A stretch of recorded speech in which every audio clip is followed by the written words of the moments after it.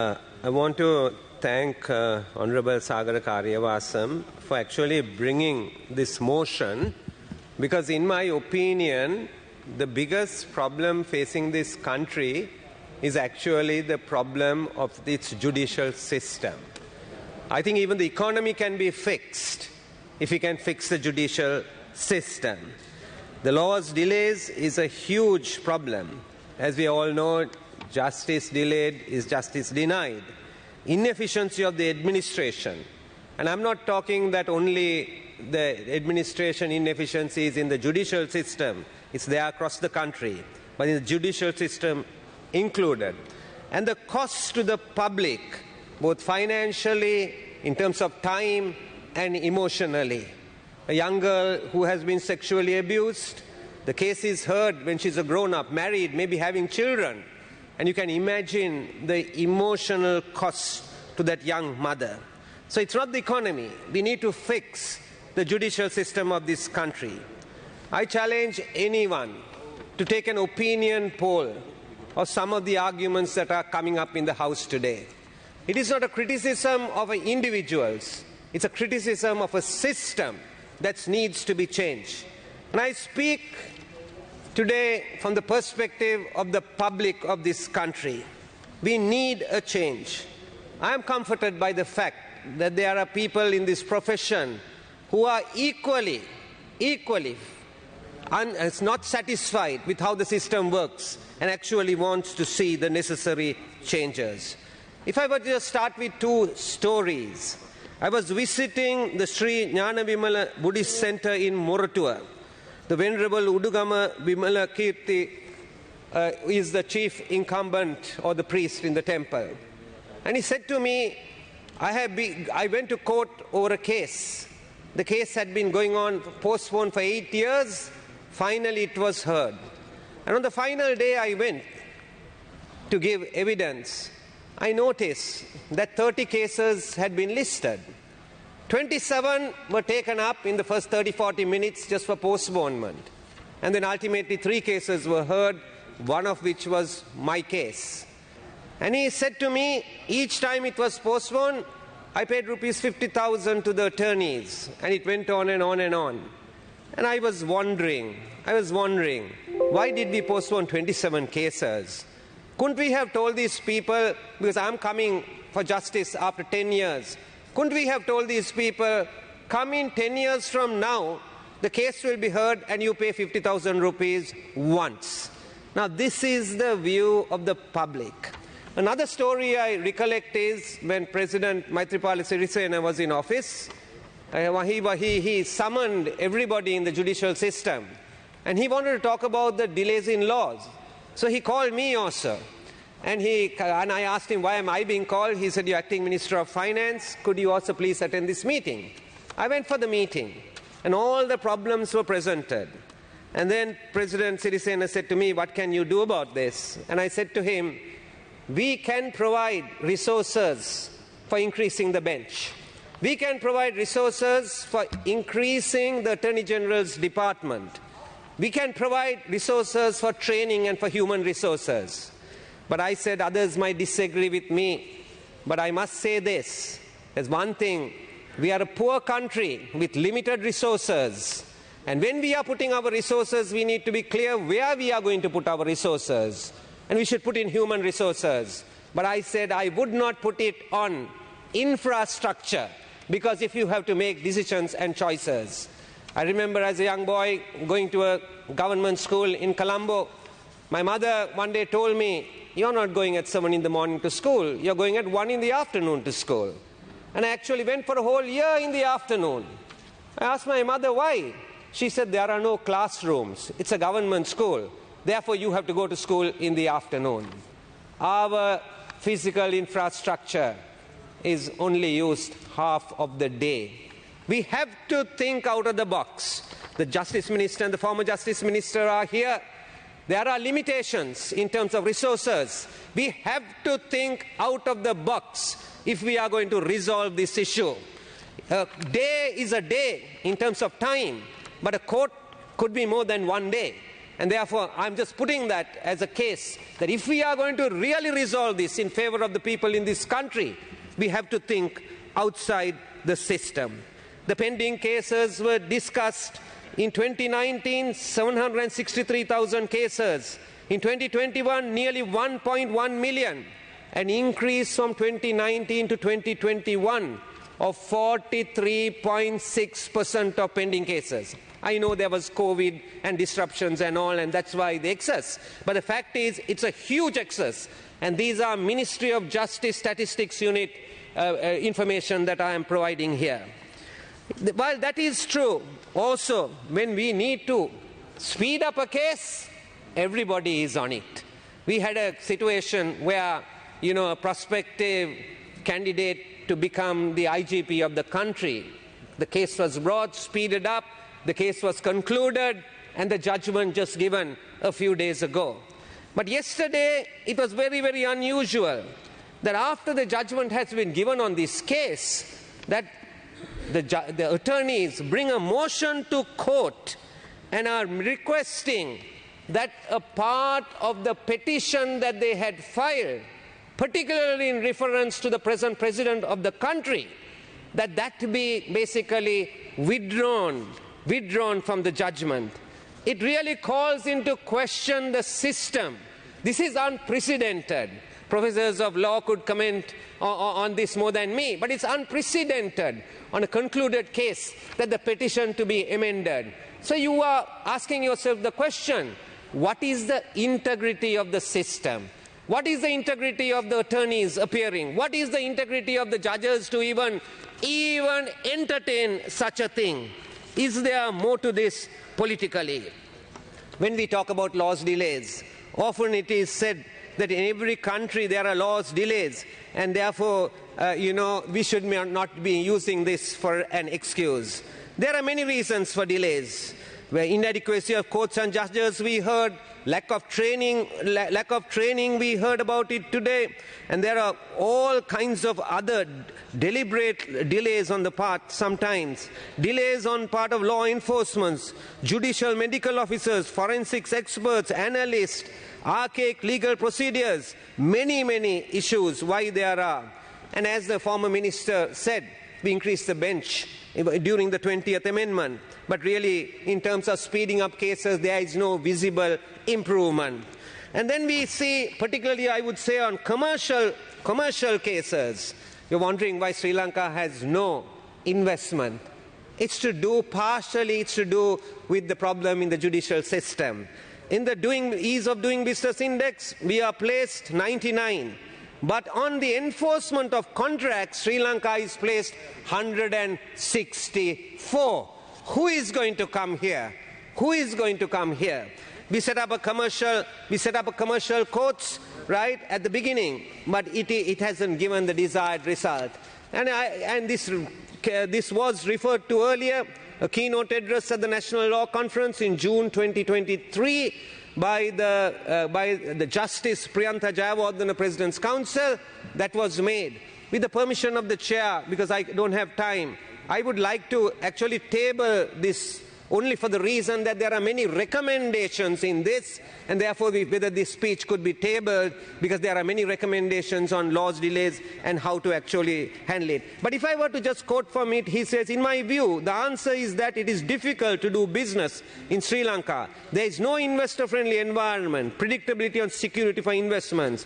Widespread bribery and corruption are deterrents in getting the business community to invest in Sri Lanka. The Commercial High Court was considered a success initially due to the appointment of judges with a firm grasp of commercial law. If one thinks that the judges can learn commercial law and civil law while serving on the bench, it is a big mistake. I believe that the appointment of judges to the Commercial High Court who are not conversant in commercial law has contributed to the present predicament. These are not my views. These are the views of a Supreme Court judge. I wish to now focus on how we have addressed the piling of cases in the Commercial High Court. At the time of establishing the Commercial High Court, the jurisdiction of the Commercial High Court was to hear matters arising from commercial contracts where the value was more than 3 million, subsequently increased to 5 million and going on to 50 million and so forth. In my opinion, the remedy is to adopt the old practice of appointing learned judges who are conversant in commercial law and to train them to hear commercial cases. So, lots of proposals, and that's why I was going to table it, because there is no time to go with it. Then, in addition to that, we have fundamental rights cases. And on fundamental rights cases, right, Article 126 says this. It actually has put a time limitation on the court in Article 126. And I'm just going to read an extract very, very quickly. Where in the course of hearing in the Court of Appeal into an application for orders in the nature of a writ or habeas corpus, certiorari prohibition, procedendo, mandamus, and quo warranto, it appears to such court that there is prima facie evidence of an infringement or imminent infringement of the previous provisions of Chapter 3 and Chapter 4 by a party of such application, such court shall forthwith refer such matter for determination by the Supreme Court. And then it goes on to say this, which is what's important. The Supreme Court shall hear and finally dispose of any petition of reference under this article within 2 months of the filing of such petition or making such reference. This is what the Constitution of the country actually says. And we say that we are governed by the Constitution of the country. The Supreme Court hides behind this thing, saying that this is only directory and it is not mandatory. I think that we need to look at it. There's a law and there's a spirit of the law. The constitutional makers put this 2 months. So I don't literally mean 2 months, but the spirit of the law needs to be understood, because they wanted a limitation on these cases actually being heard. We have unprecedented situations. We have members of parliament sitting here and people questioning whether they are citizens of this country. Unheard of in any other parliament in the world. Unheard of in any other parliament in the world. We have people who have crossed over, right, and processes go, expellings go from parties. Under this provision, these things need to be determined quickly. And as I said, my debate today is not about individuals, it's about processors.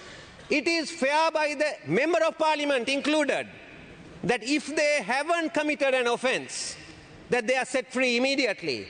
But if they have committed an offence, then they must be punished.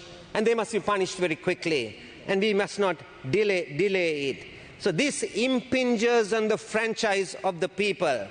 And this is one way in which the sovereignty that we have been given in Article 3 and 4 of the Constitution is being impinged by this violation. Then there is this, the validity on the expulsion of MPs is unbelievable. Article 99(13) says this, and I would like to read that as well. Right, so there are 2 places in which this is actually stated. Where a member of parliament ceases by resignation, expulsion or otherwise to be a member of a recognized political party or independent group on whose nomination paper hereinafter referred to as a relevant nomination paper, his name appeared at a time of his becoming such member of parliament, his seat shall become vacant upon the expiration of a period of 1 month from the date of his ceasing to be a member.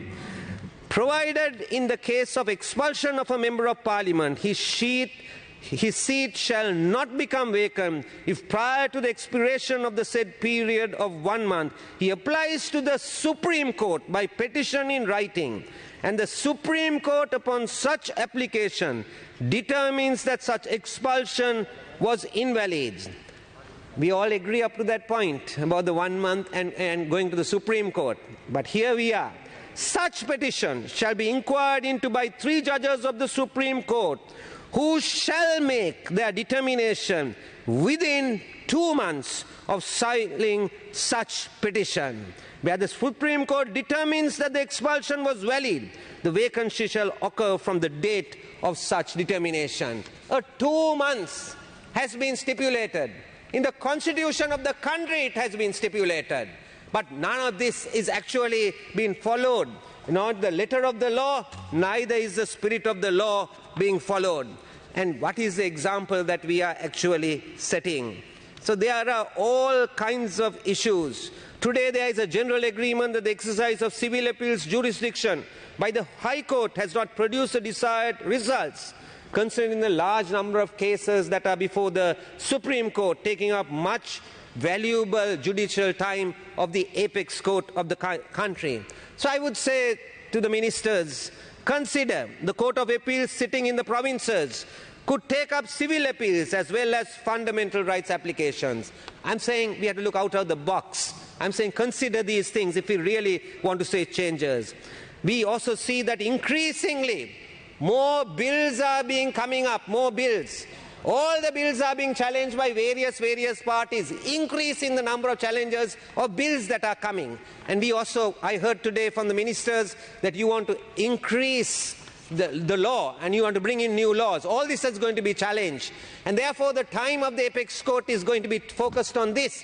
Other people's judgments are also going to be pushed to the back. This adds up to delaying and disposing other cases before the court. So therefore I would again say something to consider. Consider as a solution a constitutional court to be set up, as has been done in many other countries. And for the constitutional court, you can have career judiciary, private and official bar, as well as legal academia. I'm saying look at out-of-the-box solutions to really solve this issue and maybe restrict people serving on it maybe for one term so that we can ensure the independence of the courts. Now, then I want to get into this issue about judges and their promotions. And I say member, you have 2 more minutes. I say this very sensitively, right? I don't know of any profession that doesn't look at performance and seniority. Performance and seniority both are important, and certainly in the judicial profession it is needed. But the performance indicator should be, as the minister referred to, the disposition of judgments. No judge who has a large number of judgments pending should be promoted. Yes, seniority, I stand by that. But surely, if he's having large number of judgments pending, then how can we? We are all professionals. Professional criteria must be applied. Performance and seniority must be applied. And I would say this to the bar as well. The bar must contribute in actually accelerating this process. And then, if people feel that if cases are disposed of quickly, our incomes might go down.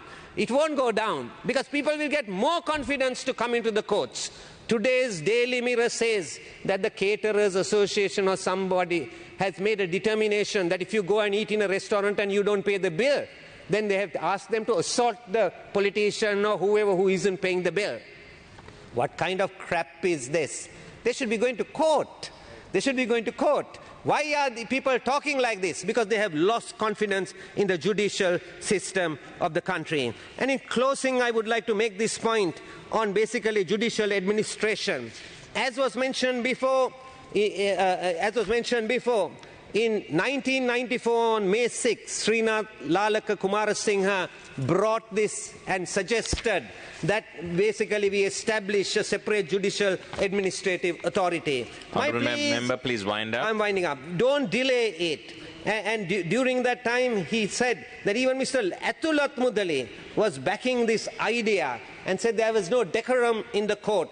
And I would like to also say Mr. Srikant also spoke about this, and he talked about the corruption in the system. And if I were in closing only to quote Mr. C.V. Gunaratne, he said, I'm happy to endorse the views on the proposal of the establishment of a separate judicial administrative authority. Sir, the concept of corruption prevailing in the courts is too well known, but corruption is not confined to the courts alone. It is rotten to the very core of our society. And he goes on, and this was in 1994.